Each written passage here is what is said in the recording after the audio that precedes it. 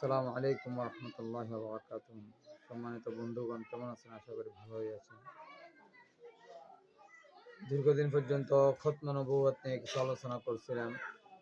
আজকে একটা হাদিস উপস্থাপন করব। সময়ের ব্যস্ততার কারণে, স্বল্পতার কারণে, ব্যস্ততা বেড়ে যাওয়ার কারণে আনুষঙ্গিক অনেক বিষয় নিয়ে কথা বলার প্রয়োজন ছিল, বলা হয়ে ওঠে না ব্যস্ততার কারণে। এজন্য দোয়া করবেন আল্লাহ পাক যেন ব্যস্ততা কমিয়ে ইলমের খেদমতে, দ্বীনের খেদমতে আল্লাহ যেন লাগিয়ে রাখে। قال رسول الله صلى الله عليه وسلم রাসূলুল্লাহ সাল্লাল্লাহু আলাইহি ওয়াসাল্লাম বলেছেন, লা নবুওয়াতা বাদি, লা নবুওয়াতা বাদি, আমার পরে আর কোনো নবী নেই, ইল্লাল মুবাশশিরাত, তবে সুসংবাদদাতা, মুবাশশিরাত সুসংবাদদাতা, অথবা ইল্লাল মুবাশশিরাত তথা সত্য কিছু স্বপ্ন যেগুলো সুসংবাদ প্রদান করে। এরা আমাল মুবাশশিরাত। সাহাবা ইকরাম রাসূলুল্লাহ সাল্লাল্লাহু আলাইহি ওয়াসাল্লাম তো প্রশ্ন করলেন, ও আল্লাহ রাসূল সাল্লাল্লাহু আলাইহি ওয়াসাল্লাম, আমাল মুবাশশিরাত, মুবাশশিরাত এটা কি জিনিস? ক্বালা, রাসূলুল্লাহ সাল্লাল্লাহু আলাইহি ওয়াসাল্লাম বললেন, আর-রুয়াল হাসানা, আও ক্বালা আর-রুয়াস সালিহা। এখানে রাবী যিনি হাদিস বর্ণনা করেছেন তিনি সন্দিহান, রাসূল সাল্লাল্লাহু আলাইহি ওয়াসাল্লাম রুইয়ার পরে হাসানা শব্দ বলেছেন নাকি রুইয়ার পরে সালিহা। ওই জন্য রাবী উভয় শব্দ ব্যবহার করেছেন, যে আর-রুয়াল হাসানা আও ক্বাল আর-রুয়াস সালিহা, তথা কাছাকাছি অর্থ, একই অর্থ। হাসানা অর্থ আর সালিহা সুন্দর স্বপ্ন, ভালো স্বপ্ন। এই হাদিসের মাধ্যমে রাসূলুল্লাহ সাল্লাল্লাহু আলাইহি ওয়াসাল্লাম নবুয়তের খাতামার সম্পর্কে উম্মতকে জানিয়ে গেছেন যে আমার পর আর কোনো নবী আসবে না। সুতরাং আমার পরবর্তীতে যারা নবুয়তের দাবি দেন, যারা নবুয়তের দাবি করে, তারা সবগুলো ভণ্ড নবী, তারা সবগুলো প্রতারক, তারা বিভিন্নভাবে চলনা করে, বিভিন্নভাবে নানা কৌশলে, নানাভাবে জিল্লি নবী, সায়া নবী, বিভিন্ন নাম ধরে তারা উম্মতকে, তারা মানুষকে ধোঁকা দেয়। বর্তমানে গোলাম আহমদ কাদিয়ানী এদের অনুসারীরা এরা অনুরূপভাবে ধোঁকা দিয়ে যাচ্ছে, মানুষকে ধোঁকা দিচ্ছে। এরা মানুষের ঈমান হরণ করতেছে।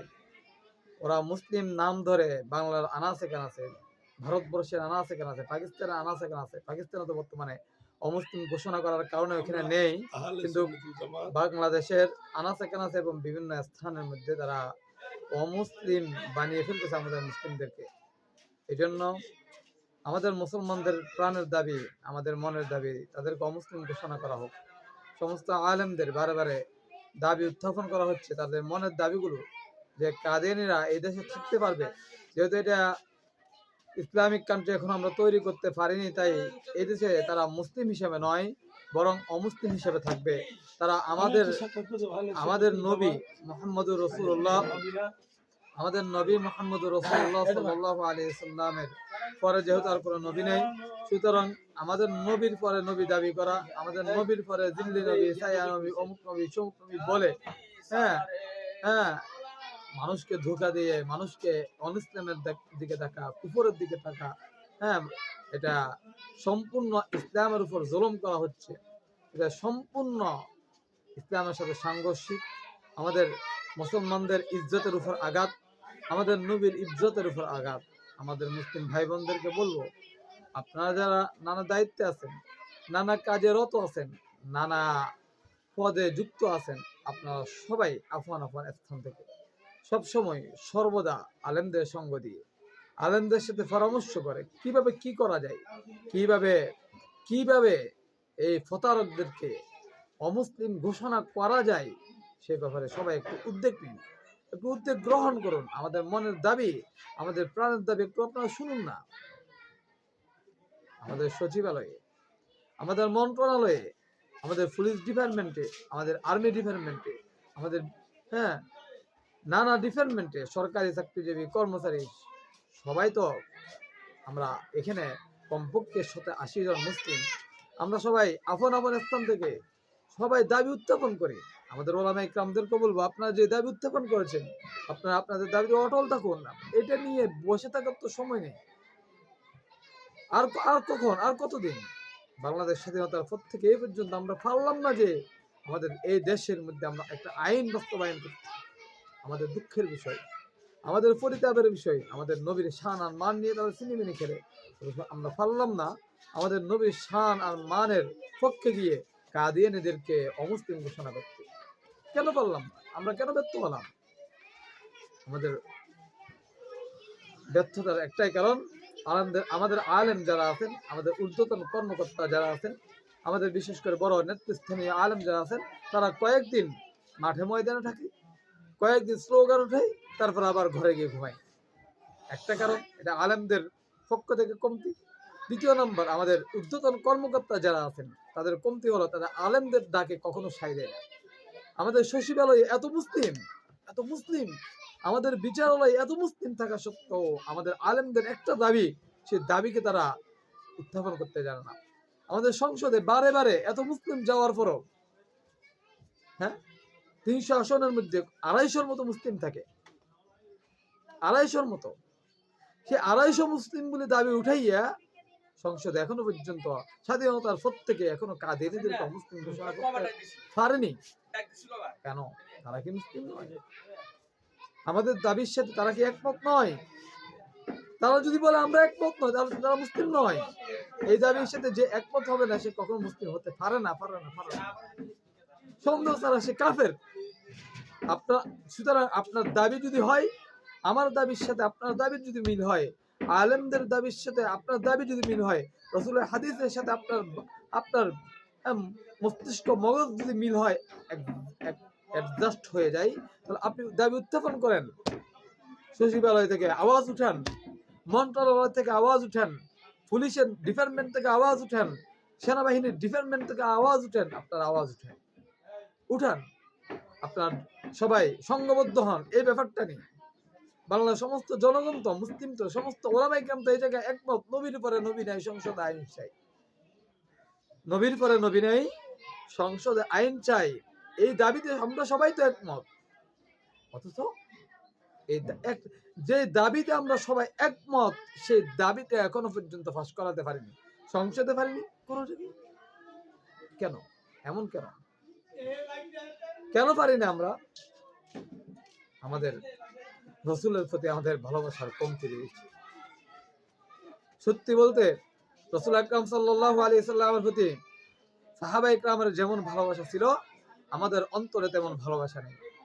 যদি ভালোবাসা থাকতো তাহলে আমাদের ওলামায়ে কেরামদের দাবির সাথে, রাসূলের হাদিসের সাথে আমরা একত্রতা পোষণ করে আমাদের দাবিকে জোরদার করতাম। আমরা ওলামায়ে কেরাম যখন মাঠে ময়দানে খতনা নবুয়তের দাবির নামে, তখন সচিবালয়, মন্ত্রণালয় সব জায়গায় শোরগোল শুরু হতো। সবাই বলতো আমরা চাই, আমরা ফেসবুকে সব জায়গায় প্রতিদিন কত নিয়ে পোস্ট করি, কিন্তু খতনা নবুয়তের ব্যাপারে আমরা পোস্ট করতে রাজি না। কেন পারি না? আমাদের আলেমরা শুধু কি আলেমরা রয়ে যাবে তাই? ও ভাই, আপনি দায়িত্বপ্রাপ্ত, আপনি বিভিন্ন পদে আছেন, আপনারা একটু এগিয়ে যান। যে সরকার থাকুক না কেন, যে আসুক না কেন, আমাদের একটাই দাবি সব সময় থাকবে যে কাদিয়ানীদেরকে অমুসলিম ঘোষণা করা হোক। তারা মুসলিম নাম দিয়ে মানুষকে যেন ধোঁকা দিতে না পারে। একজন উম্মত, রাসূলের একজন উম্মত কাদিয়ানীর ধোঁকায় দিকভ্রান্ত হয়ে সে যদি অমুসলিম হয়ে যায়, তাহলে বাংলার যত উম্মত বসবাস করে সমস্ত উম্মতকে এই জবাবদিহিতার আওতায় আসতেই হবে। কাল কিয়ামতের ময়দানে রাসূলুল্লাহ সাল্লাল্লাহু আলাইহি সাল্লাম যখন বলবেন, আমার অমুক উম্মত সে ইসলামের মধ্যে ছিল, আমাকে মানত, কিন্তু কাদিয়ানীদের ফিতনায় সে বিভ্রান্ত হয়ে, কাদিয়ানীদের তাকে বিভ্রান্ত করে তাকে অমুসলিম বানিয়ে ফেলছে। তোমরা কোথায় ছিলে? বাংলার মুসলিমরা কোথায় ছিলে? এমন দাবি, এমন কথা যদি রাসূল কাল কিয়ামতের ময়দানে আমার আপনার সামনে উত্থাপন করেন, তখন কি জবাব দিবেন একবার ভেবে দেখবেন। আপনি আপনার অবস্থান থেকে ভেবে দেখুন, আপনার পথ কোথায়, আপনার যোগ্যতা কি, আপনার পথ কোথায়, আপনি কোন জায়গায় আছেন, আপনি কতটুকু কাজ করতে পারেন এই দাবির পক্ষে। আপনি যদি সেই পক্ষে কাজ করে না থাকেন, আপনি মন্ত্রণালয়ে আছেন, আপনি সচিবালয়ে আছেন, আপনি একজন মন্ত্রী, আপনি একজন এমপি, আপনি কতবার এই দাবি উত্থাপন করছেন, এই দাবি বাস্তবায়নের জন্য আপনি কতটুকু চেষ্টা করেছেন।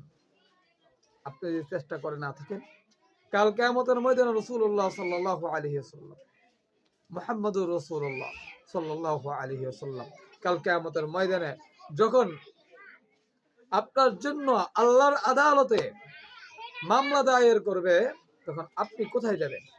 যখন কাল কিয়ামতের ময়দানে রাসূলুল্লাহ সাল্লাল্লাহু আলাইহি ওয়াসাল্লাম বলবেন, সুহকান সুহকান সুহকান সুহকান, চলে যাও, দূর হয়ে যাও, লিমান গায়্যারা বাদি, যে আমার দিনকে পরিবর্তন করে ফেলছে। আমি বলছি খতমে নবুয়ত, আমার পর আর কোনো নবী নেই। কাদিয়ানের পরিবর্তন করছে, কাদিয়ানের পক্ষে সে ছিল। কাদিয়ানীদেরকে অমুসলিম ঘোষণা করতে সে একবারও মাঠে নামেনি। কাদিয়ানীদেরকে অমুসলিম ঘোষণা করার জন্য সে মন্ত্রণালয় থেকে একবারও চেষ্টা করেনি। কাদিয়ানীদেরকে অমুসলিম ঘোষণা করার জন্য সে এমপিত্ব পাওয়ার পরও চেষ্টা করেনি। সে বিভিন্ন ডিপার্টমেন্টে কর্মজীবী ছিল। সে চেষ্টা করলে পারত অনেক কিছু করতে, কিন্তু করেনি। কাল কিয়ামতের ময়দানে রাসূলুল্লাহ সাল্লাল্লাহু আলাইহি সাল্লামের সামনে সে জবাবদিহিতার আওতায় আসবেই, আসবেই, কোনো সন্দেহ নেই। ও আমার প্রিয় মুসলমান ভাই, আপনি কখন জাগ্রত হবেন? আর আলেমদেরকে বলবো, আপনার দাবিকে আদায় হয়ে গিয়েছে, আপনার দাবিকে আদায় হয়ে গিয়েছে, আপনি কেন ঘরে গিয়ে বসে আছেন? যারা আমাদের ঊর্ধ্বতন কর্মকর্তা আছেন, বড় আলেম আছেন, তাদেরকে সামনে বলবো, তাদেরকে বলবো, আপনারা কেন ঘুমিয়ে গেছেন? দুই একটা সমাবেশ করে, দুই একটা মিছিল করে আপনারা কি শেষ করে ফেলছেন খতম নবুয়তের দাবি? আদায় করে ফেলছেন না তো? কেন? কিছুদিন আগেই তো আপনারা করলেন, কেন ঘুমিয়ে গেছেন? এটা নিয়ে বারবার আন্দোলন হোক, মাঠে নামেন, এটা নিয়ে আপনারা এগিয়ে যান, স্মারকলিপি পেশ করেন, যা যা করার দরকার প্রতি মাসে কর্মসূচি দেন। উম্মাহ জাগ্রত হবে, আপনার পিছনে লোক জাগবে। আপনি ঘুমাবেন তো আপনি নেতা হয়ে যখন ঘুমিয়ে যাবেন, তো আপনার অনুসারী যারা খতম নবুয়তের দাবিদার, তারা বলবো আমরা কি করবো এক এক। আপনারা জায়গা এগিয়ে গেছেন, তারা আর একটু আগান না ভাই, একটু এগিয়ে যান না। আপনারা যদি জাতির রাহবার, আপনারা যদি না আগান, তাহলে এই অলস জাতি তো ঘুমিয়ে পড়বে। আপনাদের দায়িত্ব হলো আরো সামনে আগানো। হ্যাঁ, প্রতিদিন সামনে আগানো, প্রতিদিন কর্মসূচি দেওয়া। হ্যাঁ, ধীরে ধীরে ধীরে ধীরে আইনি প্রক্রিয়া কিভাবে করা যায়, কিভাবে আগানো যায়, দ্রুত আগানোর চেষ্টা করা, বারে বারে চেষ্টা করা।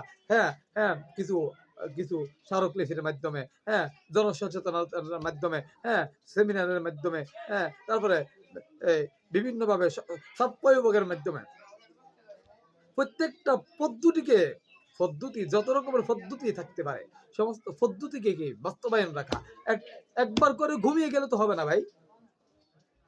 আমাদের খতম নবুয়তের যে আন্দোলনগুলো আছে, একবার করে ঘুমিয়ে যায়, এই ঘুমিয়ে গেলে তো খতম নবুয়ত আদায় হবে না। কেমনে আদায় করবেন বলেন? এই আইন কিভাবে বাস্তবায়ন করবেন? পারবেন না তো। আপনি এই আইন বাস্তবায়ন করতে হলে যতগুলো আইনি প্রক্রিয়া, আপনি আইনি প্রক্রিয়া আগাতে হবে। আপনি সচিবদের সাথে যোগাযোগ বাড়াতে হবে, মন্ত্রণালয়ে বারবার দৌড়াতে হবে। আপনি শুধু মাঠে একটা হুমকি দিয়ে দিলেন, এরপরে ঘুমাই গেলেন, মন্ত্রণালয়ের জীবনও জাগবে না। আপনি বারবার মন্ত্রণালয়ে দৌড়াতে হবে, আপনি বারবার সচিবালয়ে দৌড়াতে হবে, আপনি বারবার পুলিশ প্রধান, হ্যাঁ, আর্মি প্রধান, র্যাব প্রধান, এদেরকে ভিতরে দৌড়াতে হবে, এদেরকে উৎসাহ দিতে হবে, এদেরকে জাগ্রত করতে হবে। আপনি যদি এদেরকে জাগিয়ে দিতে পারেন, দেখবেন অতি সত্বর আপনার আইন বাস্তবায়ন হয়ে যাবে। কিন্তু আমাদের আলেম, আমাদের বড় বড় নেতৃস্থানীয় যারা আলেম আছেন, যারা খতম নবুয়ত নিয়ে বারবার মাঠে নামেন, এটা মাশাআল্লাহ, তারা অনেক কাজ করতেছেন, আমরা তো কিছুই করতে পারতেছি না, তাদেরকে ধন্যবাদ দিই। কিন্তু তাদেরকে আরো আগাতে হবে।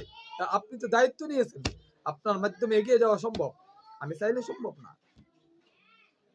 আপনারা এগিয়ে যান, দেখবেন আপনাদের পিছনে লোক, হ্যাঁ, ছুটবে। আমি বললাম যতগুলো প্রক্রিয়া হতে পারে বাস্তবায়নের জন্য, প্রত্যেকটা প্রক্রিয়া, প্রত্যেকটা ধাপকে চলমান রাখা। ঘুমিয়ে যাবেন না। আপনি ঘুমিয়ে গেলে তো শেষ, আপনার দাবি বাস্তবায়ন হবে না। আপনি ঘুমিয়ে না গিয়ে বরং আপনার দাবিকে বাস্তবায়ন করার জন্য আপনি কদম সামনে হাঁটেন। প্রতিটা এলাকায় প্রতি মাসে মাসে সেমিনার আয়োজন করেন, মাদ্রাসায় আয়োজন করেন, স্কুল আয়োজন করেন। কয়েক মাস অন্তর অন্তর প্রত্যেকটা জায়গায় সারা জাগানোর জন্য চেষ্টা করেন। বড় বড় মিছিল মিটিং, এটা হলো সাপ প্রয়োগের জন্য, বড় সমাবেশ, লং মার্চ, এগুলো সাপ প্রয়োগের জন্য। কিন্তু এই সাপ প্রয়োগ ছাড়াও আর নানা পদ্ধতি যেগুলো আছে জাগ্রত করার জন্য উম্মাকে, সেগুলো অব্যাহত রাখতে হবে। সচিবালয়কে জাগ্রত করার জন্য, হ্যাঁ, মন্ত্রণালয়ের লোকদেরকে জাগ্রত করার জন্য তাদের কাছে বারবার যেতে হবে। আমাদের ঊর্ধ্বতন কর্মকর্তা যারা আছেন তারা এই কাজে একটা কমিটি করে তাদেরকে দায়িত্ব দিয়ে দিন। আপনারা মন্ত্রণালয়ে বারবার গুড়গুড় করবে, সচিবালয়ে বারবার গুড়গুড় করবে, সচিবদেরকে একত্র করবে, তাদের কমিটি করে দিবে, মন্ত্রীদের পিছনে বারবার যাবে, তাদেরকে বুঝাবে, তাদের পিছনে ঘুরবে।